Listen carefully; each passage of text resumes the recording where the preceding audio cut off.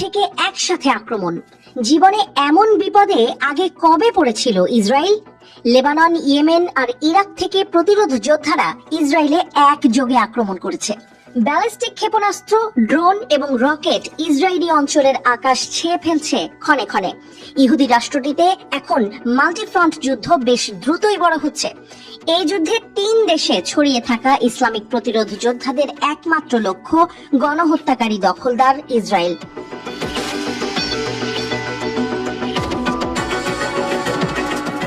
Israeli প্রতিরক্ষা বাহিনীর দেয়া খবরেই ধরা পড়ছে প্রতিরোধ যোদ্ধাদের মোকাবিলা করতে গিয়ে দখলদার ইসরায়েলের দুরবস্থার কথা।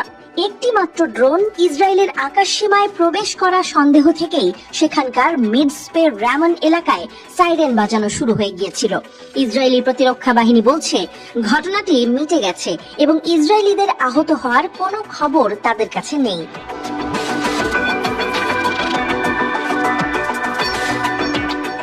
আদৌ কোনো ড্রোন মোকাবেলা করতে হয়েছে কিনা তাই নিশ্চিত নয় ইসরায়েলি প্রতিরক্ষা বাহিনী।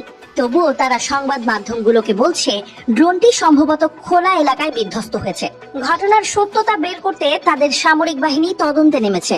আসল খবর নিশ্চিত করেছে ইরাকের ইসলামিক প্রতিরোধ সংগঠন। শুক্রবার সন্ধ্যায় দক্ষিণ ইসরায়েলে তারা একটি ড্রোন ছুঁড়েছে বলে দাবি করেছে।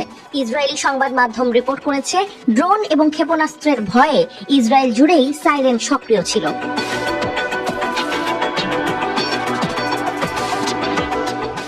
ইয়েমেনের হুথি বিদ্রোহীরাও ইসরায়েলে হাইপারসনিক ব্যালিস্টিক ক্ষেপণাস্ত্র ছুঁড়েছে বলে জানা গেছে।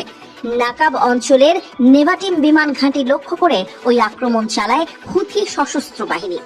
ডে-সি সংলগ্ন ইসরায়েলি এলাকায় হুথি ক্ষেপণাস্ত্রের ভয়ে সাইরেন বাজতে থাকে বলে জানিয়েছে ইসরায়েলি মিডিয়া। ক্ষেপণাস্ত্রটি সফলভাবে টার্গেটে আঘাত করেছে বলে জানিয়েছে হুথি।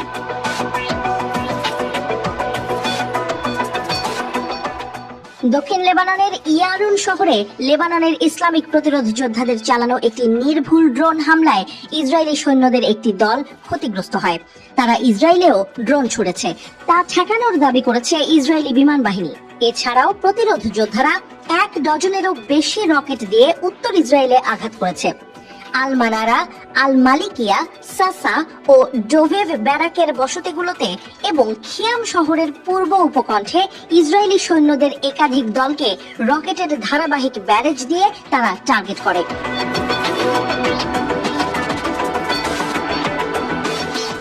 এমন বেশ কয়েকটি আক্রমণে ইসরায়েলিরা ব্যাপক ক্ষয়ক্ষতির শিকার হয়েছে।